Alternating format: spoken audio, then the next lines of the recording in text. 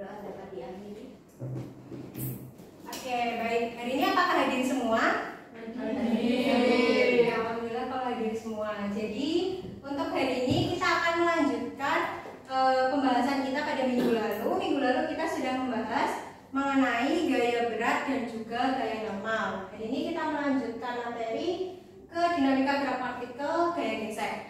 Tapi sebelumnya Ibu mau bertanya dulu pada kalian tentang pertemuan yang minggu lalu, yaitu gaya normal dan gaya berat. Silahkan bisa salah satu menyimpulkan apa itu gaya berat dan juga gaya normal. Saya Bu. Ya, silahkan Mbak. Gaya berat itu merupakan gaya yang dihasilkan oleh gravitasi yang menarik objek ke arah pusat bumi. Sedangkan gaya normal itu gaya yang diberikan oleh permukaan pada objek yang bersentuhan dengannya yang selalu tegak lurus terhadap permukaan. Oke, bagus sekali. Terima kasih untuk Mbak Nazwa. Jadi benar ya yang disampaikan oleh Mbak Nazwa. Berarti kalian sudah menguasai ya tentang konsep gaya normal dan juga gaya berat. Bisa Ibu lanjutkan ya? Bisa Bu. Jadi setelah pembelajaran pada pagi hari ini, Ibu harap kalian dapat memahami tentang pengertian gaya gesek statis, mampu menyelidiki koefisien gaya gesekan statis melalui percobaan secara berkelompok, dan mampu mengidentifikasi faktor-faktor yang mempengaruhi koefisien gesek statis, serta mengetahui penerapan konsep gaya gesek statis dalam kehidupan sehari-hari. Oke, sebelum memasuki materi pada hari ini, Ibu punya satu video, silahkan bisa disimak videonya. Nanti Ibu minta salah satu dari kalian menyimpulkan apa yang didapat dari video tersebut. You will find it difficult to pull a boat on a beach. Pull it on the sea. There it will be quite easy. Indeed, why not? Fine, don't listen. I'm so tired.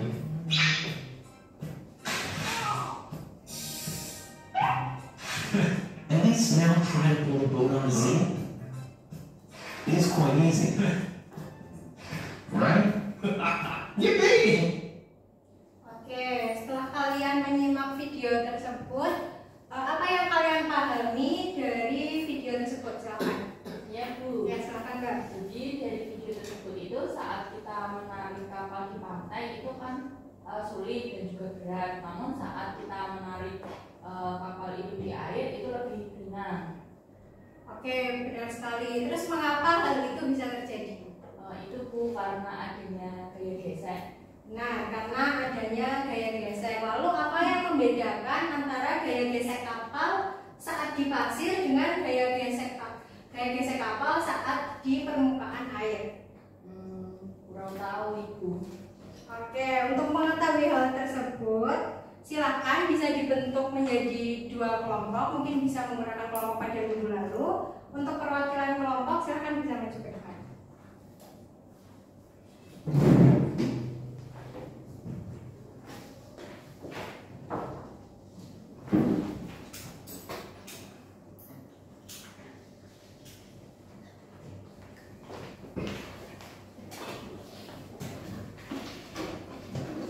Sudah dapat alat dan lembar kerja semua ya? Sudah.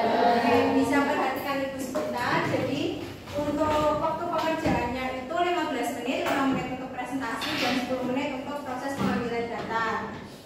Silakan bisa dibaca dulu lembar kerjanya. Di bagian awal ada stimulus dan identifikasi masalah.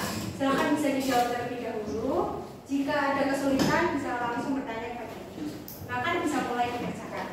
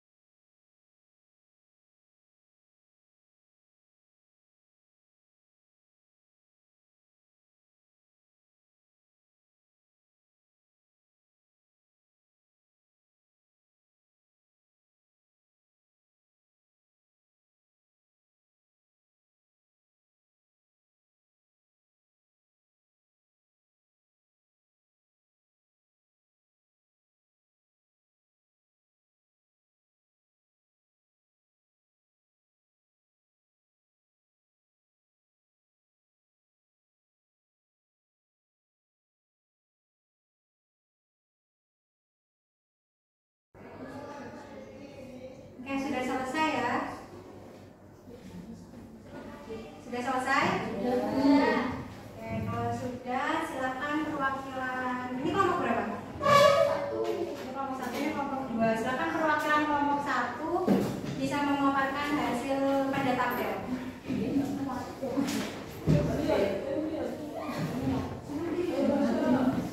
Tabel 1 dan tabel 2 ya. Nanti kelompok 2 mempresentasikan jawaban pada soal nomor 1 sampai dengan nomor 3.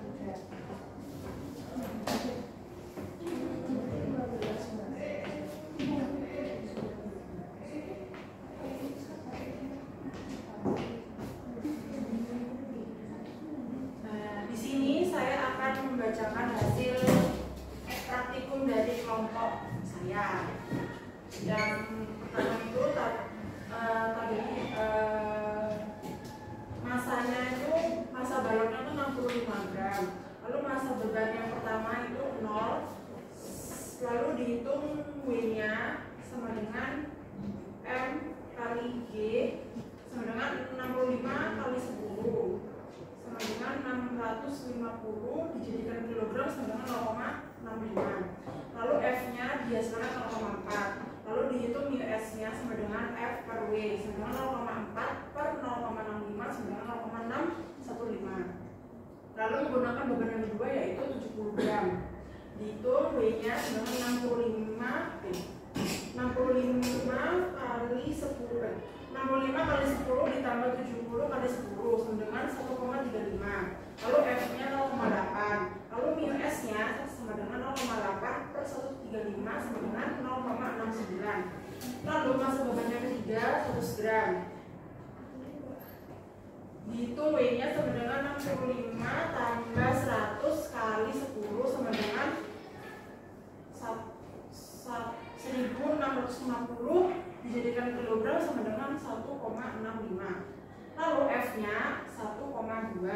Mu S-nya sama dengan 1,2 per 1,65 sama dengan 0,72. Lalu yang kedua, pengaruh massa terhadap koefisien gaya biasa permukaan kasar. Masanya masa balonnya 65 gram. Masa beban yang pertama itu 0 sama dengan W-nya 650. F-nya 1,3. Lalu dihasilkan US-nya yaitu 0,0016. Lalu masa beban yang kedua 70 gram. Lalu dihasilkan W-nya 1350, F-nya 2,7 dan US-nya dihasilkan 0,0015. Lalu masa beban yang ketiga 100 gram dihasilkan W-nya 1650, F-nya 3,7 dan US-nya 0,0014. Oke, tepuk tangan untuk kelompok 1. Silakan kelompok 2 menjelaskan pertanyaan nomor 1 sampai dengan nomor 3.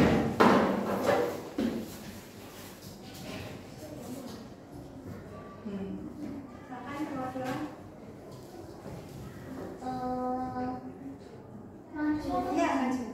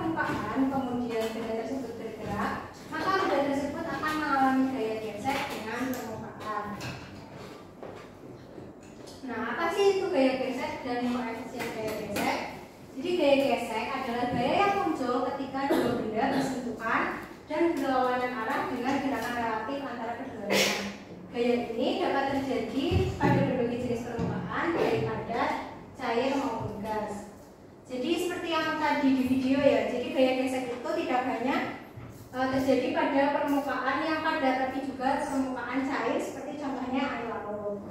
Koefisien gaya gesek adalah sebuah nilai yang menunjukkan seberapa besar gaya gesek yang terjadi antara dua permukaan yang bersinggungan. Nah, ini ada poin penting yang harus kalian ingat. Jadi gaya gesek bekerja berlawanan arah dengan arah gerak benda sehingga bersifat menghambat. Jadi seperti contohnya, misal baloknya bergerak ke kiri, ke kanan kalian, berarti gaya geseknya ke arah kiri. Betul, sudah paham ya? Paham, Bu. Oke, gaya gesek ini dibedakan menjadi dua jenis, yaitu gaya gesek statis dan gaya gesek kinetis. Gaya gesek statis yaitu gaya gesek yang mempertahankan benda agar terus diam, sedangkan gaya gesek kinetis yaitu gaya yang menghambat pergerakan benda. Nah, ini ada persamaan yang tadi kalian sudah gunakan. Gaya gesek sangat berhubungan dengan gaya normal atau gaya kontak dan koefisien gesekan antar benda. Jadi rumus gaya gesek yaitu gaya normal dikali dengan koefisien gesek antar dua benda. Besarnya koefisien gesek ini ditentukan oleh kehalusan antar dua permukaan. Contohnya, lantai yang licin akan memiliki koefisien yang lebih kecil dibandingkan dengan lantai yang kasar. Jadi untuk kasus tadi berarti koefisien gaya gesek air lebih kecil dengan koefisien gaya gesek pasir, sehingga menjadikan kapal lebih mudah bergerak saat berada di air. Oke. Ini ada contoh aplikasi dari gaya gesek. Yang pertama, dalam sistem pengereman kendaraan memanfaatkan gaya gesek antara kampas rem dengan lingkaran cakram. Selanjutnya, ketika kita kesulitan untuk berjalan dengan normal pada lantai yang masih basah setelah kita, saat itulah gaya gesek yang terjadi sangat minim sehingga menyulitkan kita untuk berjalan. Contoh lainnya yaitu wajan anti lengket. Menggunakan aplikasi gaya gesek untuk menghasilkan wajan anti lengket diperlukan sebuah material dengan koefisien gesek yang rendah sehingga makanan yang diletakkan mudah tergelincir dan tidak menempel. Sampai sini apa ada yang ingin ditanyakan? Sudah cukup paham ya? Kalau sudah cukup paham, silakan salah satu dari kalian bisa menyimpulkan materi pada hari ini. Saya, Ya, silakan Mbak Nara. jadi hari ini kita belajar mengenai gaya gesek. Nah, gaya gesek itu merupakan gaya yang melawan arah gerak benda tadi yang sudah dicontohkan dari balok. Nah, faktor-faktor yang mempengaruhi dari gaya gesek ini ada permukaan bendanya sama massa bendanya. Oke, sekarang kalau misal permukaannya halus berarti koefisien gaya geseknya Semakin kecil. oke, nah berarti kalian sudah paham ya? Jika tidak ada pertanyaan, silahkan bisa di-scan barcode berikut.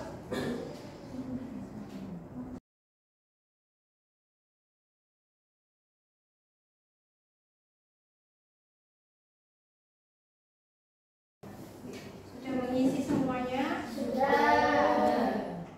Yang belum bisa diisi dulu ya.